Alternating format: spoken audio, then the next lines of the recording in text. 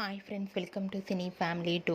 గుప్పడంత మనసు serial hero Mukesh Gowda ఈ సీరియల్లో రిషి క్యారెక్టర్లో నటించి ఎంతోమంది అభిమానుల మనసును గెలుచుకున్నారు. రిషికి ఉన్న క్రేజ్ అంతా ఇంత కాదు.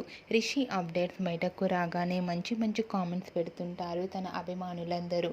రిషి మూవీలలో కూడా నటిస్తూ బిజీగా లైఫ్ని ఎంజాయ్ చేస్తున్నారు.